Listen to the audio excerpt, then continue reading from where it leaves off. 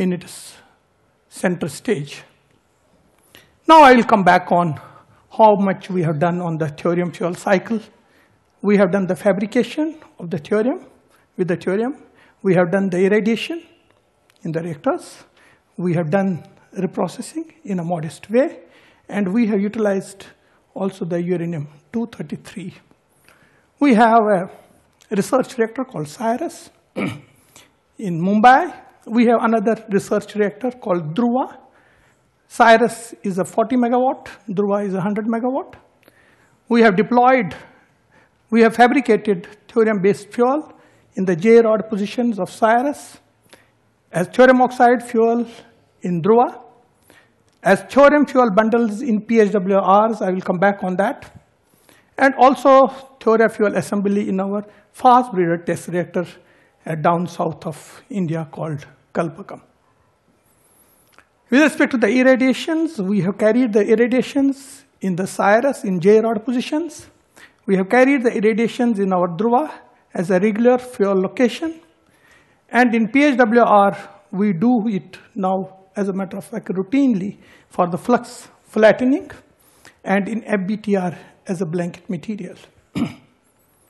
Well, when it comes to the reprocessing, we have done the reprocessing of these J-rods. I'll come more on that at BARC and also at IGCAR. And we have built already a new facility called Power Reactor Thorium Reprocessing Facility, which will take care about the irradiated bundles in the PHWRs. We have utilized uranium-233 in the plate type fuel and also as a liquid fuel as uranyl nitrate solution. This I will not dwell much, but just wanted to tell you that we have way back rolled thorium as a metal sheet. You can see that.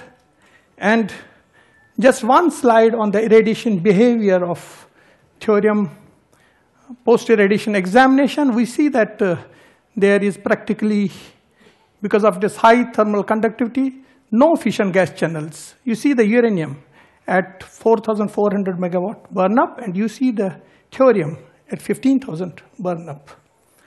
And these are our own photographs. And we have seen that when we did this thorium 4 times plutonium fuel, we of course found some radial cracks, but not as much. We found the absence of visible grain growth, and we found the uniform distribution of plutonium in the section. Now, I was talking about our experience of the thorium irradiation in both in the research reactors and also in the PHWRs. If you see here, we have irradiated thorium 4% plutonium oxide fuel, thorium almost 6.7% plutonium oxide fuel with the burn-ups of 18.5 and 10.2. And all along, if you see, in most of our PHWRs, we have irradiated number of bundles of this thoria.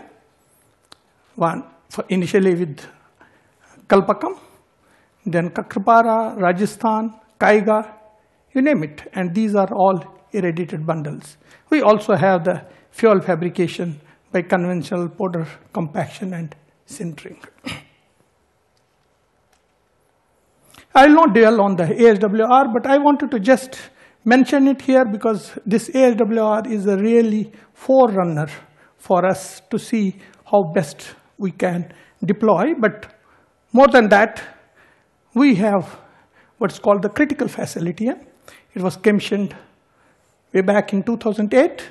And in this critical facility, we have validated the reactor physics design on various fuel types, be it thoria, thorium plutonium, thorium U-233, MOX fuel clusters in phases for the physics study.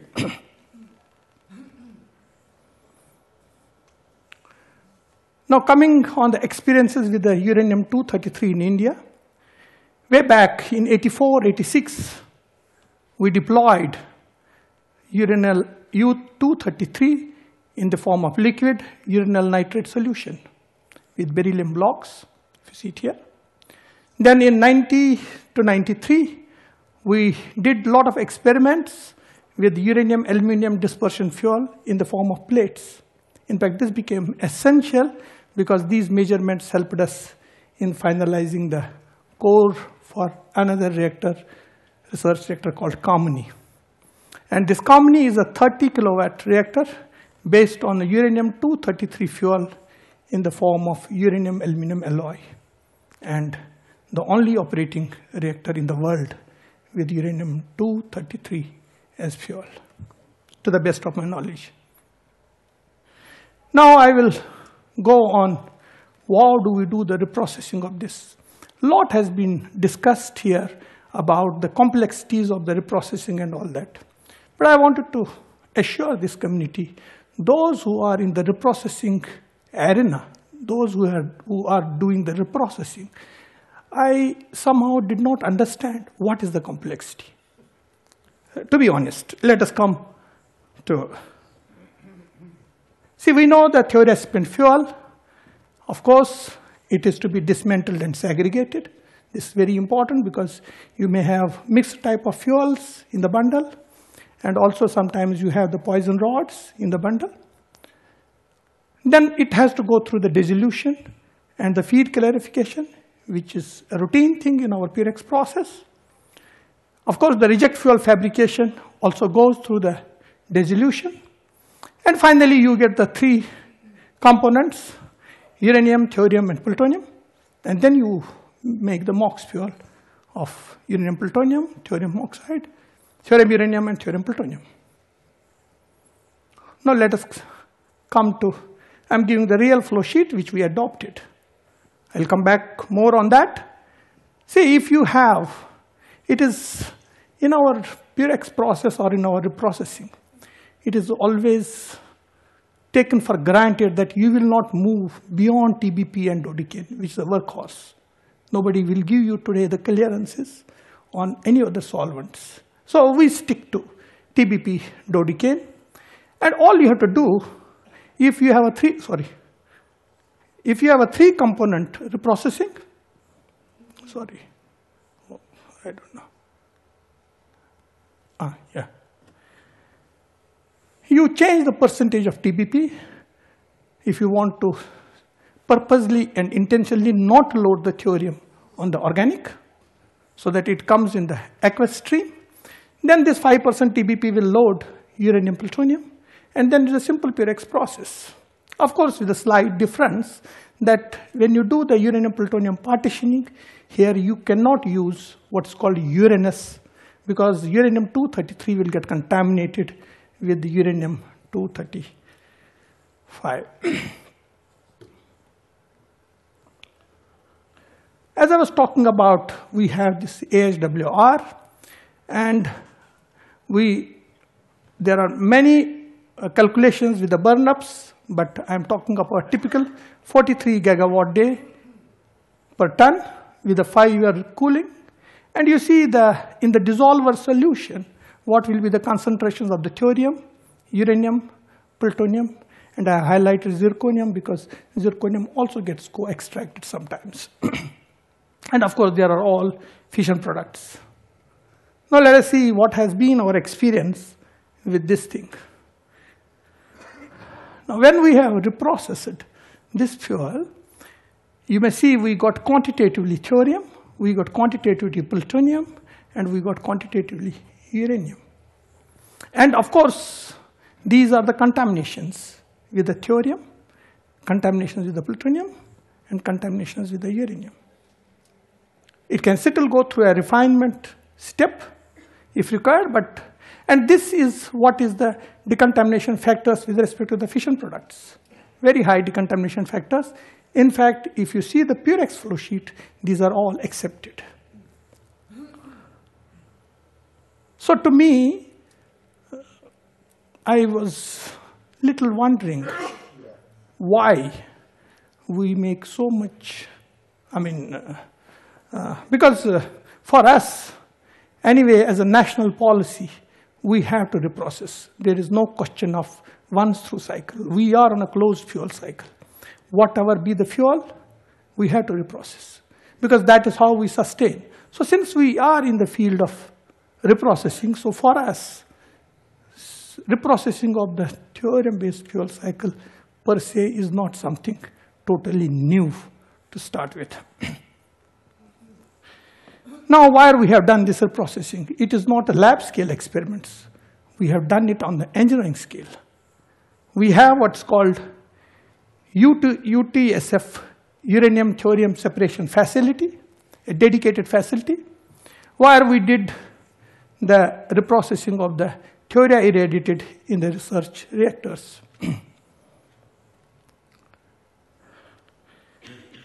See, this, as you know, uranium-233 had a contamination of uranium-232, in this case, which was 20 to 30 ppm.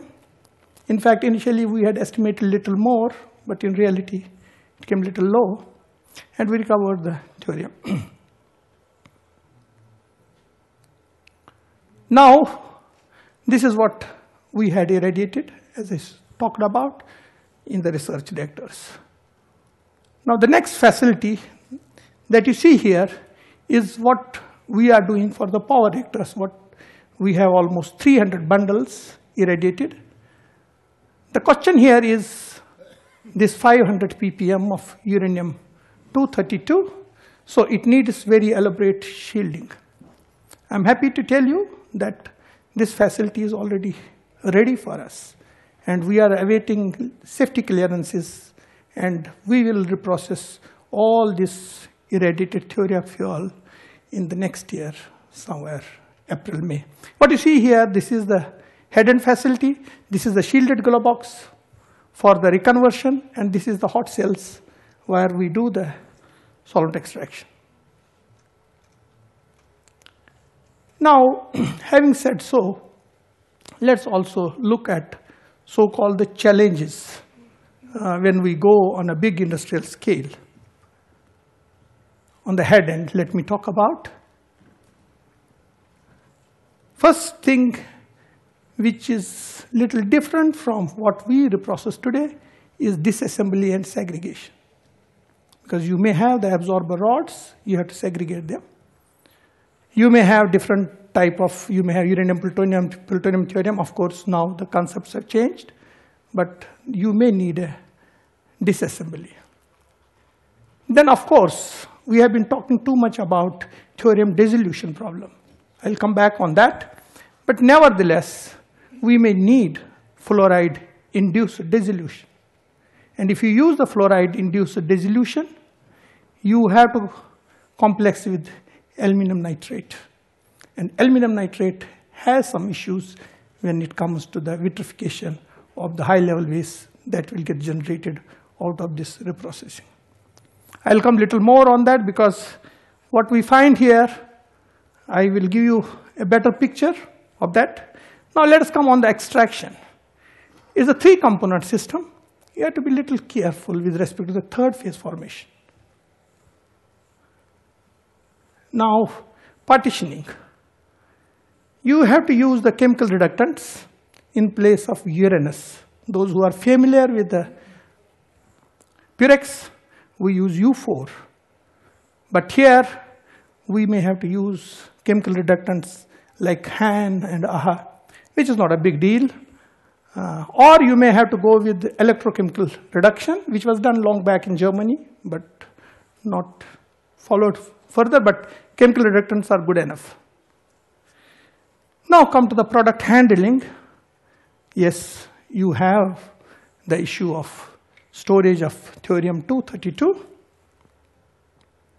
presence of uranium-232 and uranium-233, and its cleanup. And in the reconversion, normally we use ADU in our Purex, but here you have to do the catalytic reduction, followed by oxalate precipitation. And lastly, you have to do a little bit more on remote handling and automation. It's very pertinent to tell here that when we talk about remote handling, we have the concepts of 60s, 70s, when thorium was deployed and people had the concerns. Today, the remote handling has gone so far that it may not be really that issue of what we have been talking about.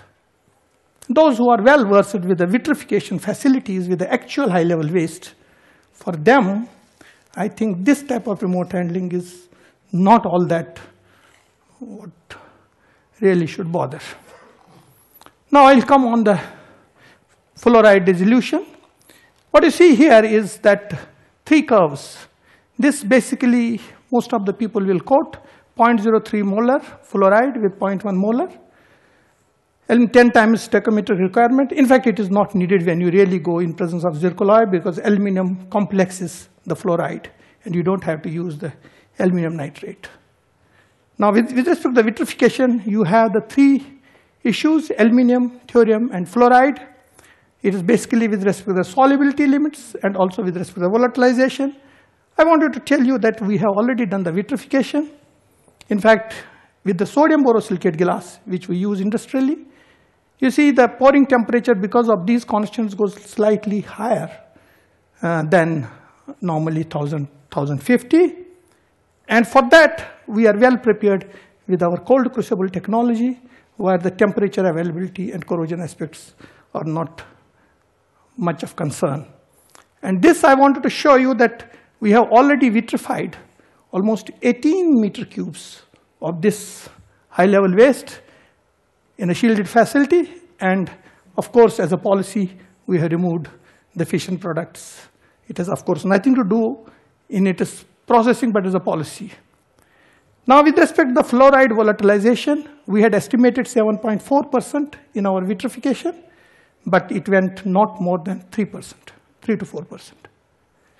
Now, where do we stand today? In the nuclear fuel cycle today is we have the PHWRs, we do the reprocessing by Purex, we produce heavy metal which we recycle, and we have the high level waste which we vitrify, and associated low and intermediate level waste which goes for the NSDFs. What you see here is the reprocessing facility at Tarapur, what you see here is the vitrification plant at Trombay, and what you see here is the interim storage of the vitrified waste canisters.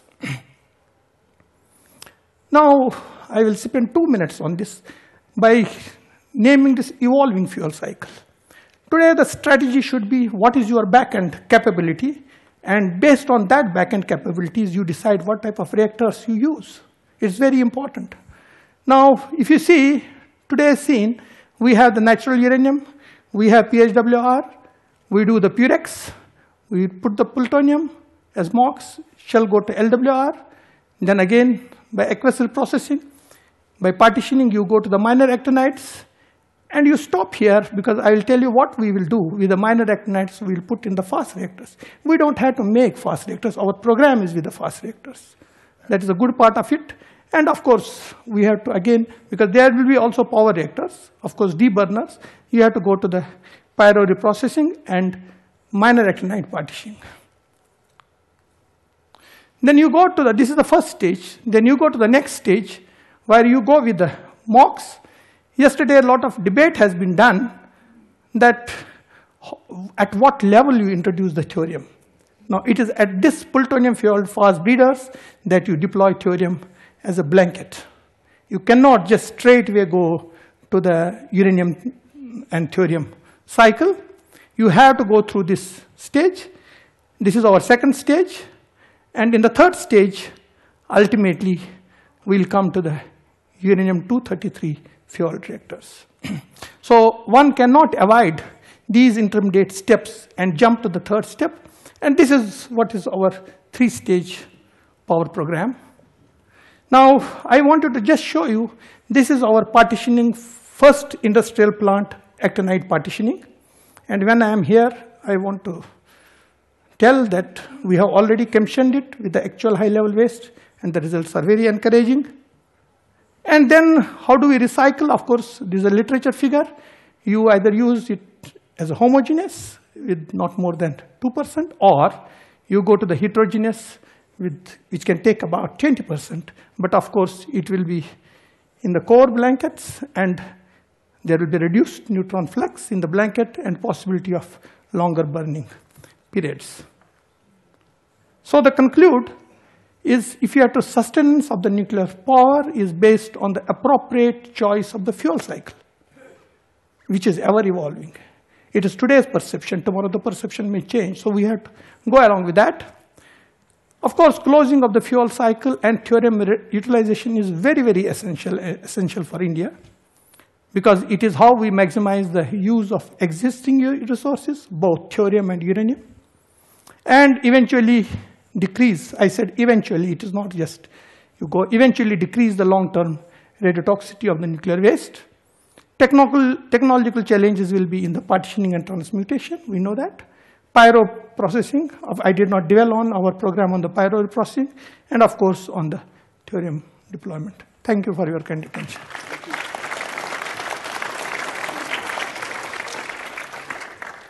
Thank you, Dr. Wattal, for this very comprehensive review of the recycling options for thorium waste fuel. So the floor is open for discussion. We have a question here, and then will be followed. Yeah, well, you mentioned in the slide I noticed uranium 232 in 233 cleanup. So how do you do that? No, I said there's an issue. Of course, there are solutions, but there are solutions of using lasers. There are solutions, but this is an issue. I said it in the issue that uranium 232, 233 cleanup is an issue. Laser separation. Laser separation. Okay. Next question, please. Dr. Wattal, two short questions. First of all, have you done an assessment in India about transmutation if with or without curium? With and without? Well, what you're going to do with curium management? Are you going to have a group minor actinide transmutation approach, or are you going to separate americium, curium, and put curium aside? Has there been any ideas or assessment on that already? Yes, it has been done. In fact, we had to separate curium. In fact, I don't know whether in my cycle, if you see fission products, what you see here in the pyro processing and what you see here, curium will be separated. And curium separation is not all that difficult at this level. Second question. As you're introducing thorium from the blanket in the fast reactor on, why do you explicitly need in the thorium fuel cycle in the AHWR in your third stage a three-stream reprocessing or separation process? Can't you live in that case, in that scenario, with a two-stream process? Because in AHWR, if you see the configurations, it is uranium, plutonium, thorium. It's not only thorium. So it will have the three streams. Thank you. Next question. Yes, you talk about pyroprocessing, but what is exactly? Do you have a metallic fuel or it is the oxide fuel? Oxide fuel. Oxide. For the metallic fuel, we have to depend on pyro reprocessing. Okay.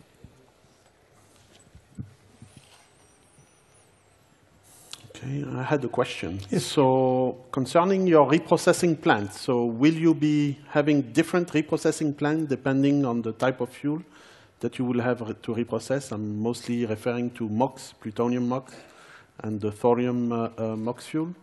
Well, it is a question of policy.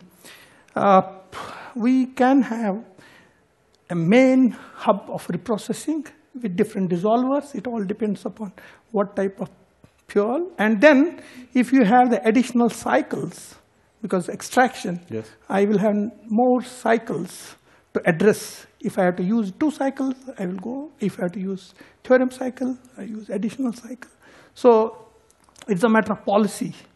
But what scale economics will determine, and also the location. And my question was mostly to the chemistry aspect. So you will be using the same plant to handle both thorium irradiated fuels and plutonium, uranium, plutonium? Not necessarily. Okay.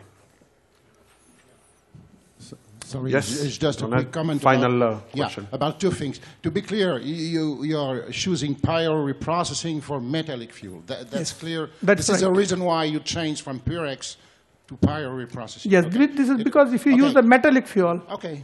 It's very clear. Thank you.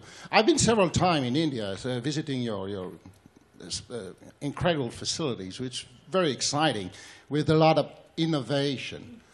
And my question is about the uranium-232 issue. When you recover uranium-233 from blanket fast breeder reactor, the content of uranium-232 is very low, as far as I know.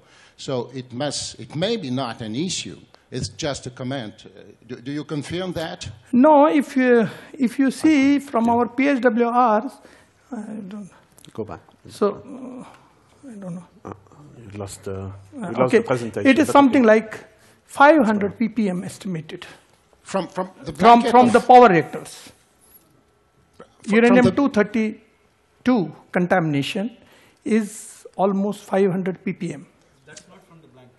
No, not from the blanket. Sorry. Not from the No, blanket. no, From the no. blanket, it's much lower, I think. Yes, yes. It's It's maybe lower. 50 or 50 ppm, 10 times less. That's so right. Uranium-232 issue is much less a problem. That's okay. And last thing, you said, you confirmed that you are still working on the U-232 laser separation. Are you still, because I saw some facilities when 10 years ago on these topics when I go to Babbitt Center, or not remember exactly, it was the Babbitt Center, but anyway, are you still working on this?